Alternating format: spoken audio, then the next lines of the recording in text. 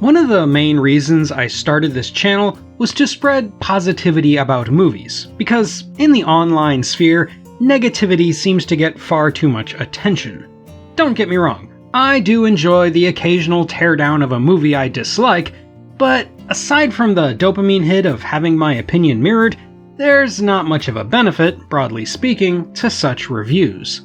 I am a lover of film and the filmmaking process, and I am always amazed at the enormous amounts of time and effort put in by hundreds, if not thousands of people to make a film with the sole purpose of entertaining the world.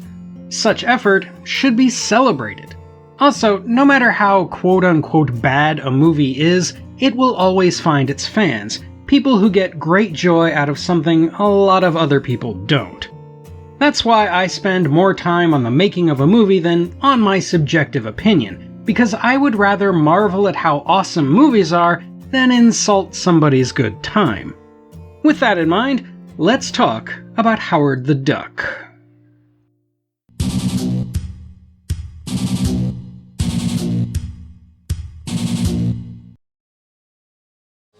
In the beginning there was Howard the Duck.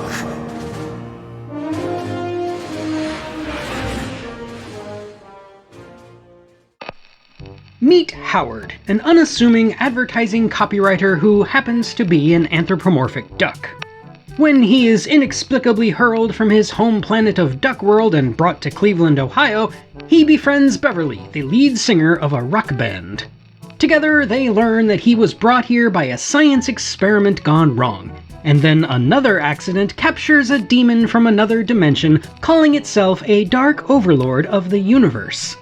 This Dark Overlord plans to bring his fellow demons to Earth, and the only thing standing in his way is a duck just looking for a way home. After finishing American Graffiti in the mid-70s, George Lucas gave his fellow USC Film School grads Willard Huyck and Gloria Katz a comic book. At the time, Howard the Duck was a relatively new property at Marvel, first appearing in the December 1973 issue of Adventure into Fear. The comic combined elements of absurdism and satire with adult themes, rude humor, noir tropes, and sexual overtones, and Lucas was convinced it could be turned into a feature film. Huyck and Katz loved the idea, but it remained on the back burner for a few years. Meanwhile, the writing duo of Dennis Hacken and Neil Dabrowski, probably best known for 1980's Bronco Billy, secured the movie rights to Howard the Duck by the turn of the decade, and in 1981 they had a finished script, $8 million worth of funding, and even the legendary Stan Winston on board for the effects. However, after plugging away at it for 4 years, they had nothing to show for their efforts, and Lucasfilm, partnering with Universal Pictures, was able to buy the rights and restart the project from scratch. George Lucas, who had recently stepped down as Lucasfilm's official president to focus on producing movies, would serve as the film's executive producer, while Willard Huyck would sit in the director's chair after John Landis turned it down. Huyck and Gloria Katz, who, by the way, were husband and wife, wrote the script themselves with the help of Howard the Duck creator Steven Gerber. Early drafts didn't explain how Howard was brought to Cleveland and were more adult-oriented, but by the time the film got off the ground, it had been completely reworked to feature an opening sequence in Duck World and be more family-friendly. Over at Universal, the studio heads were eager to slot the film into their 1986 summer schedule, so early plans to make it an animated film were dropped in favor of live action.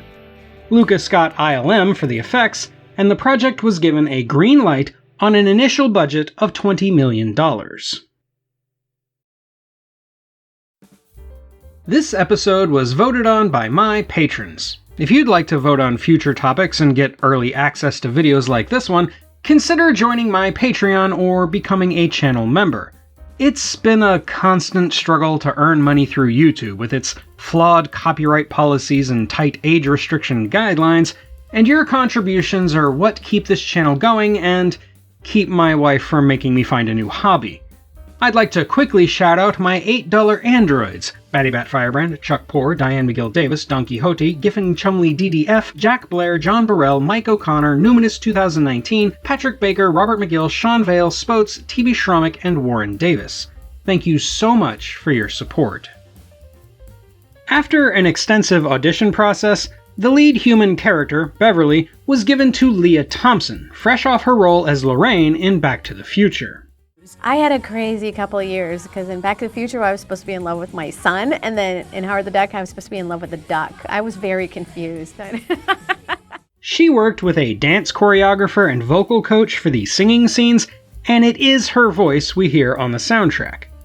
The rest of the Cherry Bomb bandmates were handpicked by Thomas Dolby, who also wrote the songs and has a very brief cameo as this bartender. Dr. Jennings, the possessed scientist and main villain, is played by Jeffrey Jones, who was chosen because of his performance in Amadeus. Well, that it is. Though slightly manipulated by sound effects legend Ben Burt, the evil voice is Jones. You are about to witness the end of the old world and the birth of the new. I know if I don't mention it, somebody in the comments will, so let's just say Jeffrey Jones has been a registered sex offender since the early 2000s. Anyway, Phil Blumbert is played by a then unknown Tim Robbins in one of the most entertainingly over-the-top performances in all of cinema. It's nothing! It's nothing! Never mind! Carry on, Dr. Chapin. And Lieutenant Welker is played by character actor Paul Guilfoyle, a decade and a half before he'd become best known for his work on CSI. Other notable actors include David Paymer as Larry, Richard Edson as Richie, Miguel Sandoval as the club owner, and Richard Kiley as the voice of the Cosmos.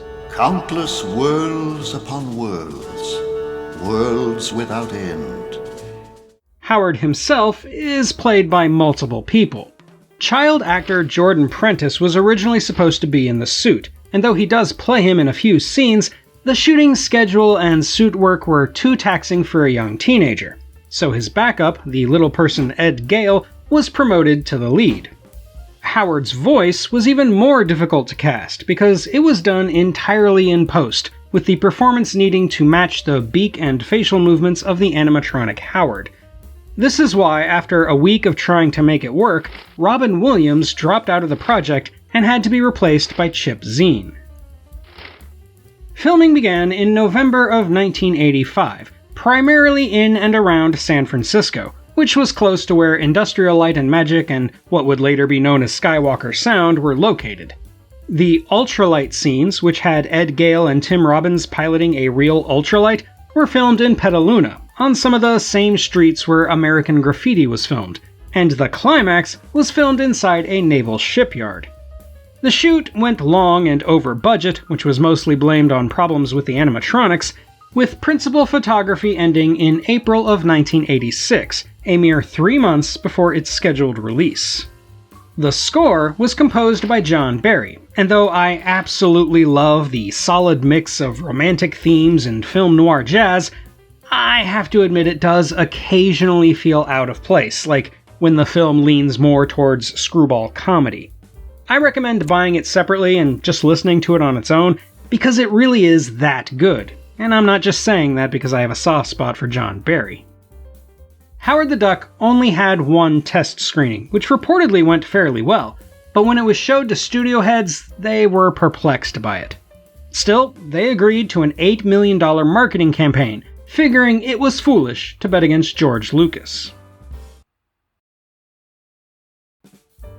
But maybe they should have. Howard the Duck released on August 1st, 1986, and it was an unmitigated disaster. My eyes! Critics mostly hated it, complaining about the confusing tone and nonsensical plot, and audiences didn't seem to warm up to it.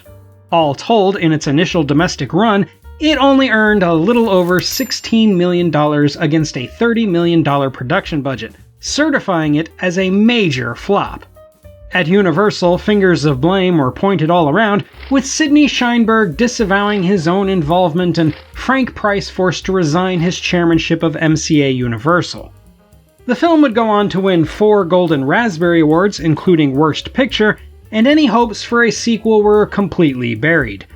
To this day, it finds itself on many bad movie lists and tends to elicit groans whenever it is mentioned. And I will also have a video on Howard the Duck coming out next week. Oh no. Oh, God. At least you warned me. Normally, this is the point where I'd tell you I grew up with this movie and can forgive many of its obvious downfalls, but you know what? I'm not gonna do that this time. This is an unapologetic channel, and I am not sorry when I say, without irony, that Howard the Duck is not a bad movie. In fact, I think it is a great movie, a misunderstood masterpiece of social satire and surreal absurdism that has gotten even better with age. Believe it or not, I only learned to appreciate it as an adult. Those complaining about its confusing tone miss the point, because it's meant to be both silly and provocative. He's my boyfriend! That's disgusting. It is both a comedy and an almost Dada-esque art piece, with human characters who are all kinda stupid, and a hero who is not only unlikely, but downright ridiculous. No one laughs at a master of quack fu. It's not holding a mirror up to human nature as much as it is to pop culture, lampooning genre tropes and cultural attitudes by showing how a guy in a duck costume should be taken more seriously than them. And sure, you can say Howard's puppetry isn't the greatest. Even the filmmakers admit it wasn't anywhere close to where they wanted it. But the rest of the effects, from the special visual combo in the diner to Phil Tippett's stop-motion Dark Overlord of the Universe, are fantastic.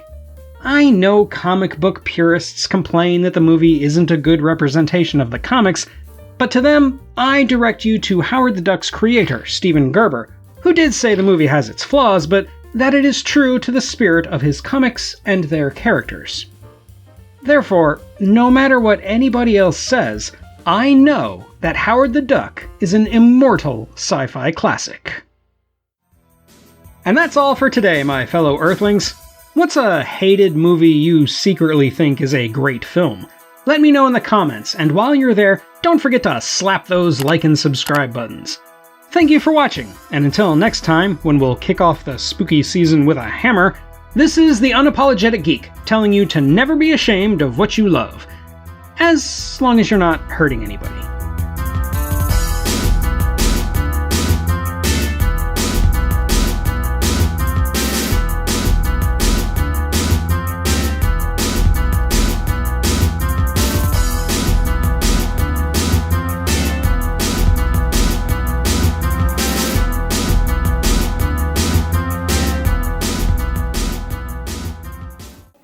I think I got just the position for you.